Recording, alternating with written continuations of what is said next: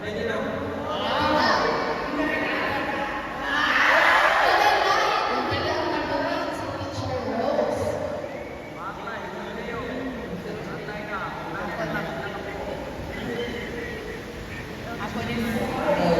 Ako ning binasayo story sa Bible na makarelate ka o na kung kanaan yung nagpili. Akong napili si Moses. Moses na Moses.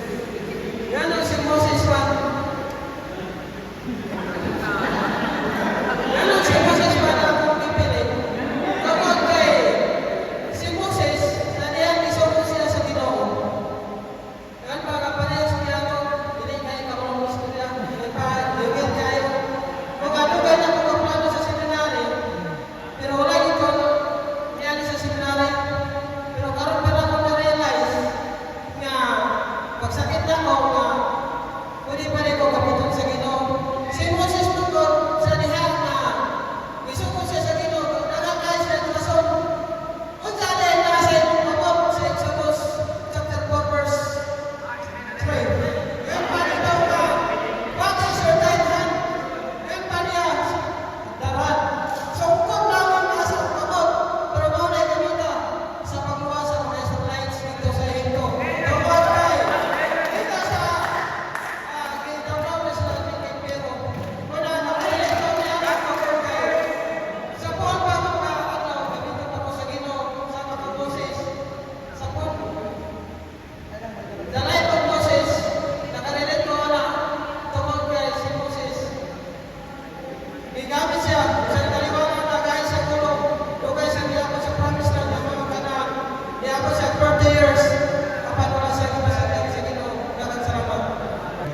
Pataas na po ang pagtuho sa inyo para ang pagtana sa mga judges.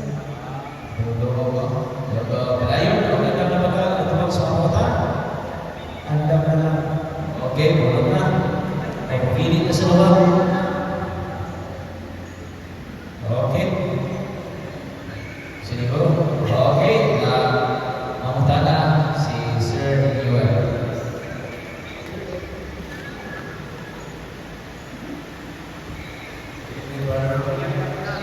Ini sir. What is your greatest strength para sa inyo? And why? Salamat sa ahong na pagtana. Kung sa ganyan ang greatest strength, kung sa ganyan ang pinakasumbalan sa kinabuhin na natin gusto is event sa Panginoon. Ang ako ikaw is ang Ginoo. Ang Ginoo is bakit siya sa Panginoon. Hallelujah ka. Greatest strength ko sa God. Hallelujah ko. Ibalik niya ang kalipay sa kaluwasan na napanagod ko, pero ipa-remind ko niya na focus sa buwan, ayaw sa buwan, ayaw sa wala, ayaw sa buwan. Una, ang kanyang pinaka-greatest strength is ang Ginoo. Bakit ay kaduhan na ng pamilya, ang kailangan ng church mate, ang pinakauna yun is ang Ginoo.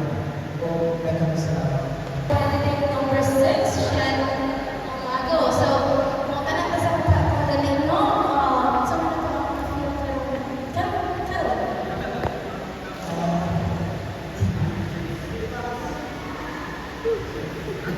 ang nabati ko, kalipay, kagulbang.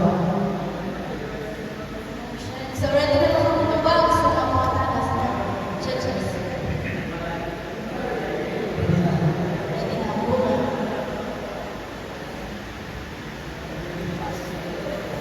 So, rin pagduwa-duwa ang mga tanak kay candidate number 6, Pastor Webster. Okay, ako na po. So, ang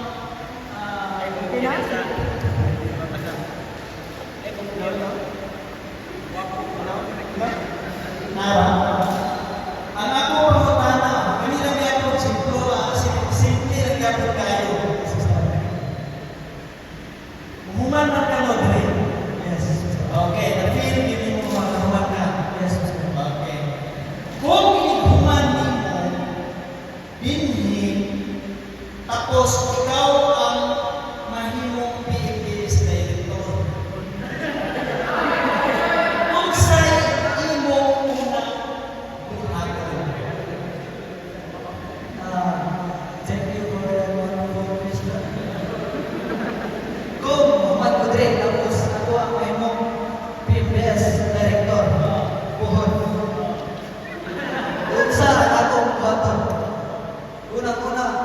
buhaton ako sa pagtulog sa Dios.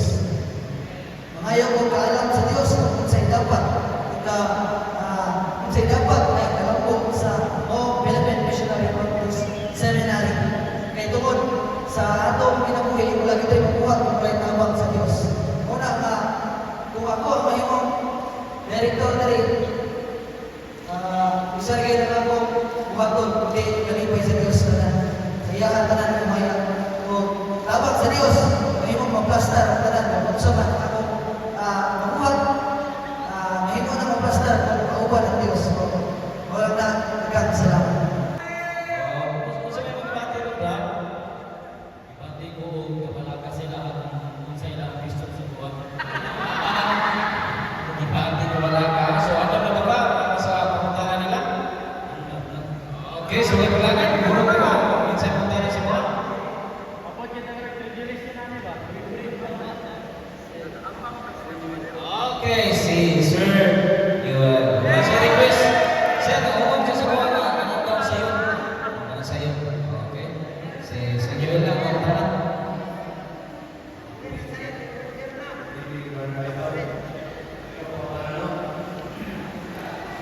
Check tulong mabutan. Pinapakita niyo sa isang babae o sa iyong future partner.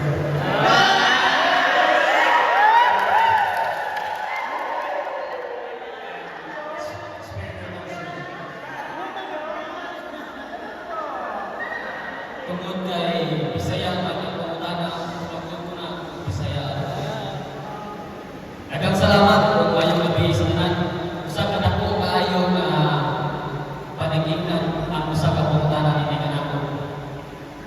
Usa ka pangutana diin o na ang akong gipangita ko usab sa akong kasintasin. Tulog ang butang. Tulog ang butang ang gipangita ko sa usa ka babae.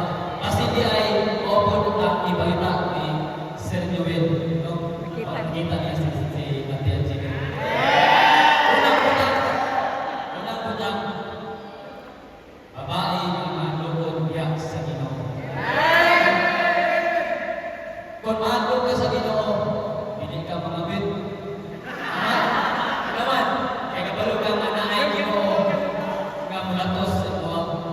Ikaduha, mahandugod sa pastor.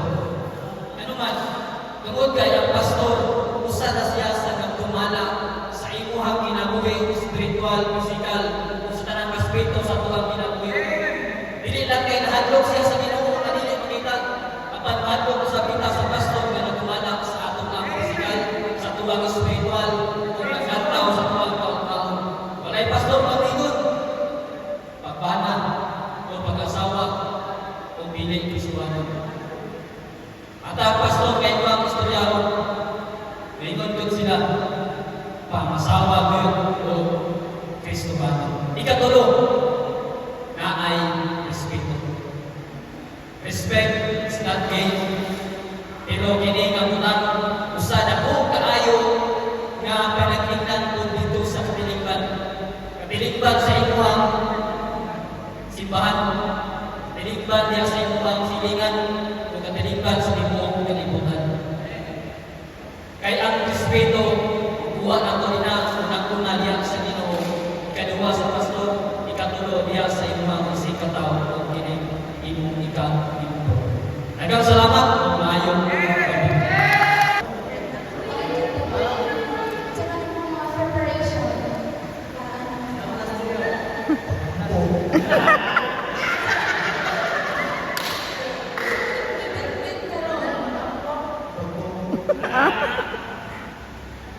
Ready na ba siya?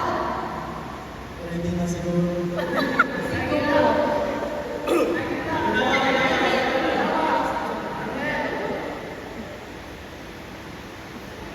Nagbarod.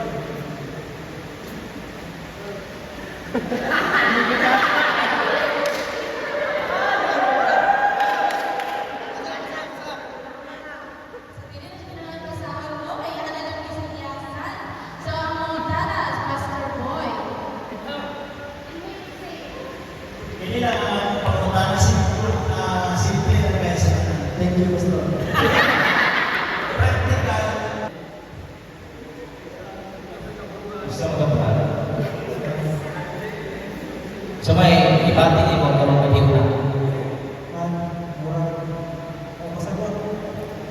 ako natubago sa kaya sa sila. Okay. Bumagay pa ko lagi. Magsama ka. So, ito. Ito na ba ka? Matubag sa mga pangutana? Okay, ang dami daw. So, pagpili na ka. Sa pangutana niyo.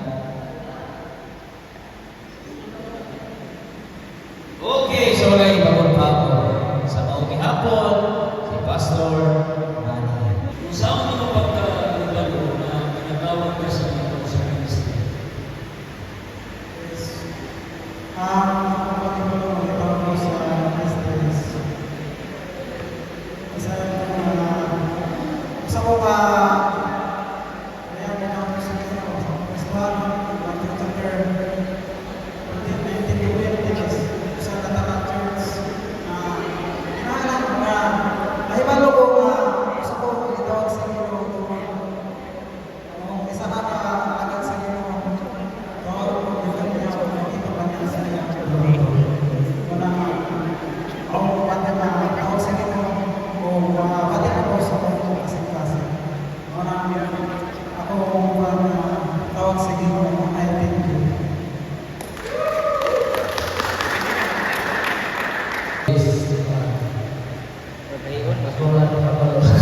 Ako kasabot sa akong kapatid. Kalimayon, yapon, pulpa. Pasig ito ba? Pero andam naman na, tuwag sa pangkata. Andam na. Puno tayo mga churches. Di ba mali? Maligo ka sa Old Testament times. Minsan na propeta na gusto mahiwalay ka na propeta sa Old Testament. Pamaligo ko sa Old Testament na kung tanong ko kung sa mga prophet na ako gusto i-portray o gusto na akong maging pareha sa iya si I think si Prophet Jeremiah ay sa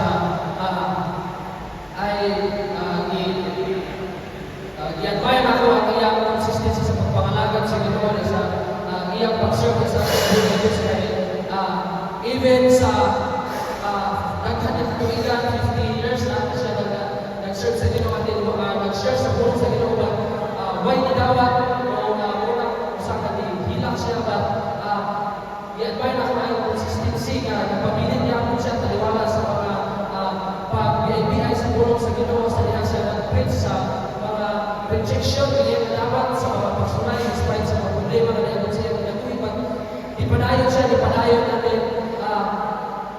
nakabot niya kung sa purpose sa Ginoo sa iyong kinabuhi nakabot niya kung sa willing at sa iyong kinabuhi despite sa iyang mga rejection o mga trials na naiabot sa iyong kinabuhi nagapadayon niya po siya pag-serve and then huwag siya nagalagtaw sa tawanon butang o makasuran siya and then iya gitanunay ginalagtaw ang Ginoo o i-survive siya and then nakabot niya ang purpose sa Ginoo sa iyong kinabuhi mo po na gusto i-portray kay despite sa pag-abot sa panahon na matutulog mo kita sa pulong sa Ginoo na ay mga rejection na ay mga negative side na positive na magtawag na ito but ang Ginoo lang niya pang mahimaya gusto ko maging consistent hapon sa pagpangalaga daliwa sa mga trials sa mga negativity mga tawag sa akong kinabuhi and I thank you. Karagi mo mapilit din sa mga anak. So good evening, contestant number 1. You may choose your question, choose a number from 1 to 10. 7. And here's your question. How can a Christian maintain unity despite differences in biblical interpretation? Sino gusto? Bisaya at Arab English. Bisaya. Okay, sige. Bisaya. Ang iyong question is, magsawang pag-maintain daw sa unity in spite of difference sa biblical interpretation. Kasama na ito,